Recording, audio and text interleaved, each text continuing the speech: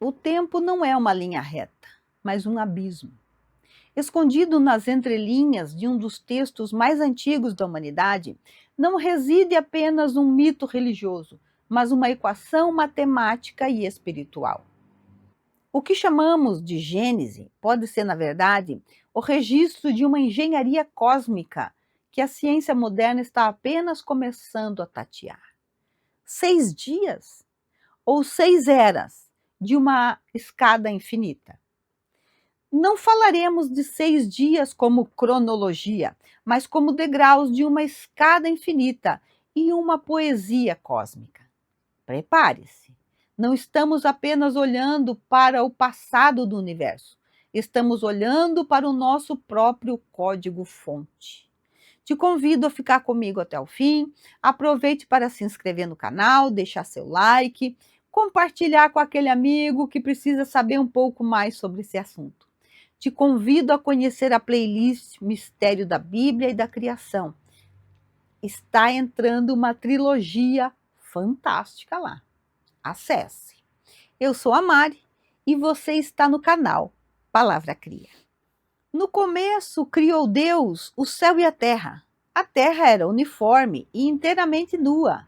As trevas cobriam a face do abismo e o Espírito de Deus boiava sobre as águas. Que fique claro que eu não estou falando de um início cronológico, mas de um princípio de substância. Antes da matéria densa que tocamos, existe o fluido cósmico universal, o plasma divino ou o hálito do Criador. Quando o texto diz que o Espírito de Deus boiava sobre as águas, ele descreve a inteligência suprema agindo sobre a matéria elementar. Esse versículo é uma das imagens mais antigas da cosmogonia humana. Antes de tudo existir, havia o abismo, a ausência de forma, o estado primordial da matéria. Era o que a ciência chama de estado primordial do universo. Quando a matéria ainda estava condensada e sem organização. O período astronômico inicial, caracterizado pela aglomeração da matéria cósmica, que deu origem às estrelas, aos planetas e ao próprio sistema solar. A linguagem é diferente, mas a intuição humana já apontava para uma verdade essencial. Antes da forma existia o caos primordial. E sobre esse caos pairava o espírito. Essa imagem não é apenas cosmológica, ela também é psicológica e espiritual. Quantas vezes na vida nós também passamos por períodos de caos, momento em que tudo parece escuro, indefinido, sem direção? E talvez exatamente nesses momentos seja que o espírito começa a agir sobre a matéria da nossa própria existência. Pergunta para refletir: será que aquilo que você chama de confusão na sua vida não pode ser apenas o início de uma nova criação? O primeiro dia, Deus disse: faça-se a luz, e a luz foi feita. Esse é talvez o versículo mais famoso da criação, mas ele esconde um detalhe muito curioso. A luz aparece antes do sol. Durante séculos, isso foi usado como argumento contra a narrativa bíblica. A luz aparecendo no primeiro dia, mas o sol só surge no quarto. Erro científico? Não, se entendermos a diferença entre o efeito e a causa. A luz é um princípio universal. O fluido luminoso precede a forma dos astros. O Sol é apenas uma concentração desse elemento. Imagine uma lâmpada em um quarto escuro. A eletricidade, o fluido, precisa existir antes que a lâmpada, o Sol, seja ligada. O primeiro dia representa um período astronômico, a aglomeração da matéria cósmica universal e o estado incandescente da Terra primitiva. Curiosamente, a física moderna também reconhece que a luz é uma propriedade fundamental do universo, presente antes mesmo da formação das estrelas. No plano simbólico, a luz representa consciência. O primeiro ato da criação não foi formar planetas, foi acender a luz da percepção. E isso também acontece dentro de cada ser humano.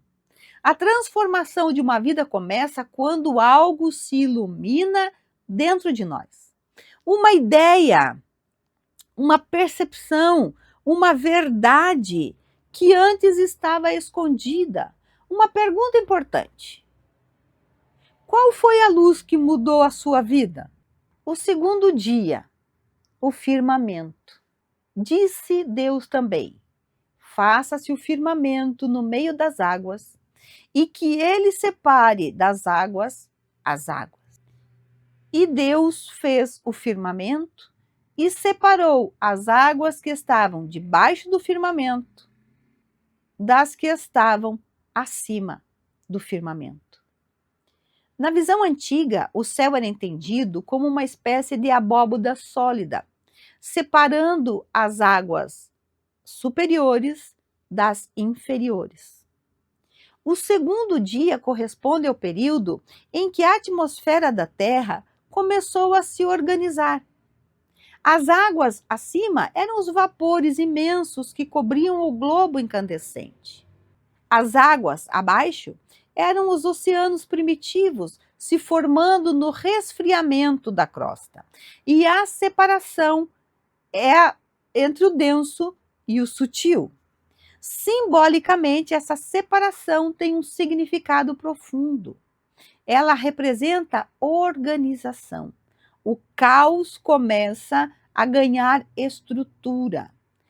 Toda a criação exige separação. Separar o que é essencial do que é superficial. Separar o que constrói do que destrói. Pergunta para você: o que na sua vida ainda precisa ser separado para que a sua própria criação aconteça? Tenho certeza que você que está me assistindo ainda não é inscrito no canal. Por gentileza, corrija isso e se inscreva. O terceiro dia, a terra se veste de vida. Disse Deus ainda: reúnam-se num só lugar as águas que estão sob o céu e apareça o elemento árido. Disse mais: produza a terra a erva verde que traz a semente, e a árvore frutífera que dêem frutos, cada um de uma espécie. A geologia confirma o que a Gênese descreve poeticamente. Houve um momento, o período da transição, em que as águas recuaram para os leitos profundos e os continentes surgiram. A vida vegetal foi a pioneira. A natureza não dá saltos. A criação é lenta e gradual. O terceiro dia durou milhões de anos, preparando o solo para a vida orgânica, para que pudesse florescer sob um calor úmido e uma atmosfera ainda brumosa. Logo depois, surge a vegetação, o primeiro sinal claro de vida organizada. Esse texto nos ensina sobre a preparação. Nada frutifica sem um terreno sólido. A vida começa sempre com algo simples. Nada nasce grandioso. Uma floresta começa com uma semente. Uma civilização começa com uma ideia. E uma transformação interior começa com uma decisão silenciosa. Hoje entendemos que a semente está em nós. Pergunta: qual semente você está plantando hoje na sua própria existência? Já deixe uma semente no meu canal inscreva-se, deixe o like. Os relógios do cosmos. Disse Deus: façam-se os corpos de luz no firmamento do céu para marcar o tempo, as estações, os dias e os anos.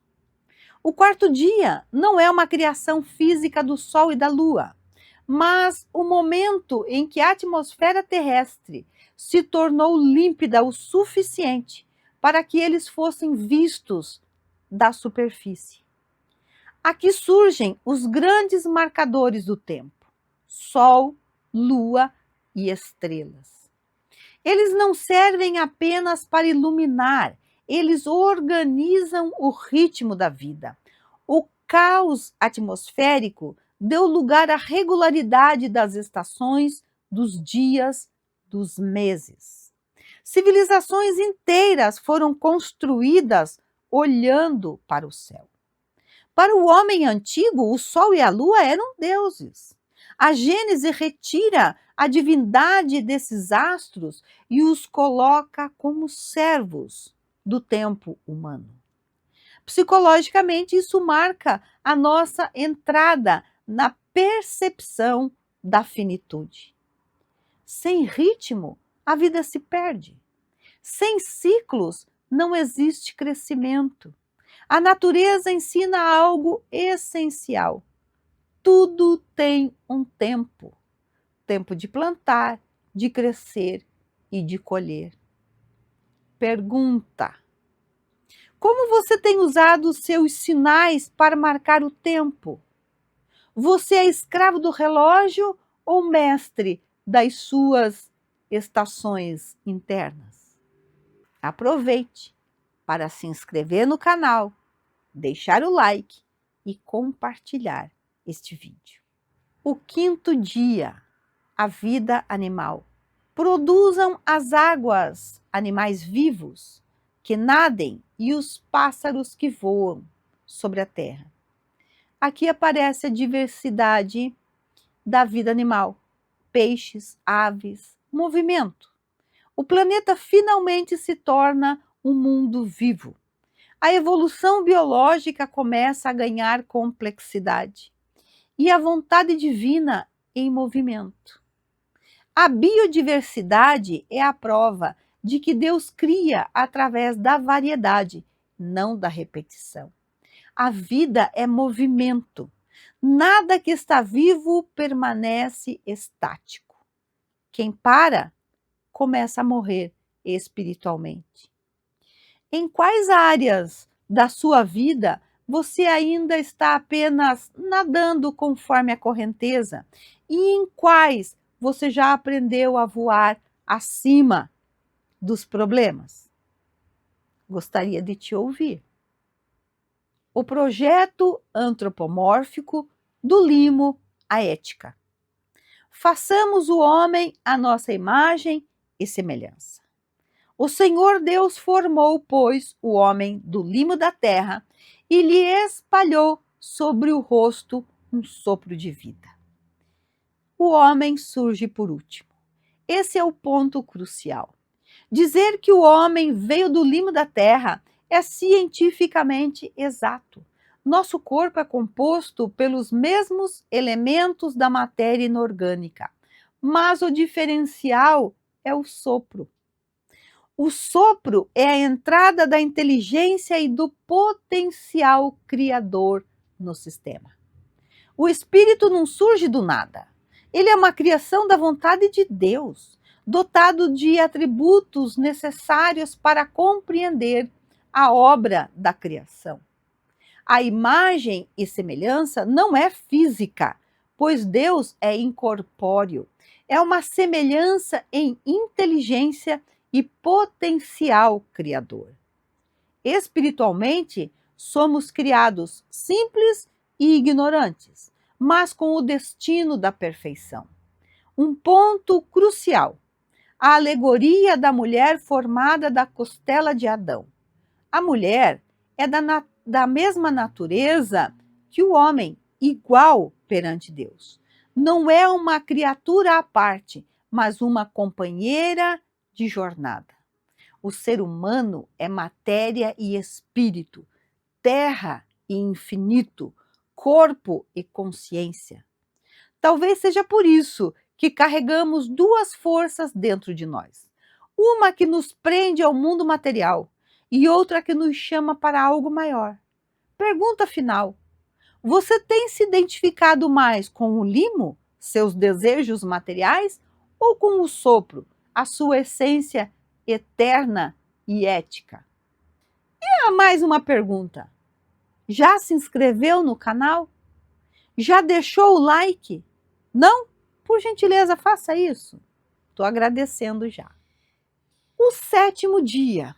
Curiosamente, o texto diz que Deus descansou no sétimo dia.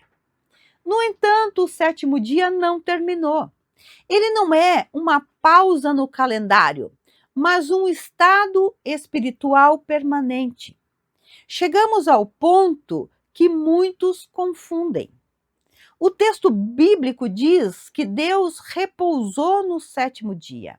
Mas o que é repouso para uma inteligência suprema que mantém galáxias girando em cada milésimo de segundo?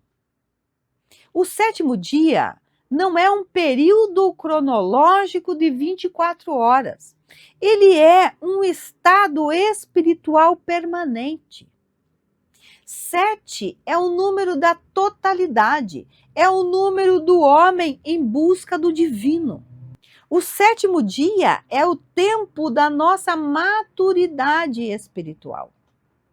Deus encerrou a criação material da terra, mas a criação do espírito continua através da evolução. Construção do ser é a nossa tarefa atual. No silêncio desse sétimo dia que ainda vivemos, a Gênese deixa de ser um mito de origem para se tornar um espelho. Ao decifrar esses 6 dias, esses 6 degraus da escala infinita, não estamos apenas olhando para o passado do cosmos, estamos olhando para o nosso próprio código-fonte.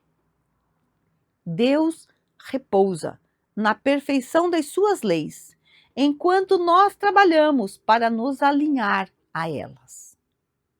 Hoje, a ciência retira o véu dessas imagens e nos mostra uma realidade ainda mais grandiosa. Somos seres, somos espíritos em evolução em um universo infinito. A Gênese é a história da nossa infância como povo, mas hoje, adultos, na razão e na ciência, não podemos aceitar o mito de forma literal, sob pena de criarmos céticos e incrédulos. Deus é maior do que um mágico que tira um coelho da cartola em 6 dias. Ele é a inteligência suprema que estabelece leis tão perfeitas que a própria natureza se encarrega de evoluir. A origem do espírito pode ser um mistério, mas o nosso destino é claro: a perfeição. Somos a vontade de Deus em movimento, espíritos despertos para uma missão que transcende o tempo. O plasma divino nos envolve e a inteligência divina trabalha incessantemente na construção das moradias celestes, onde um dia todos habitaremos. Mais do que uma certidão de nascimento, escrita no pó das estrelas, nossa jornada pelos 6 dias revela que não somos um acidente biológico, mas um projeto em execução. Ao decifrar esses símbolos, percebemos que a Gênese não é apenas o passado do universo. Estamos olhando para o nosso próprio código-fonte.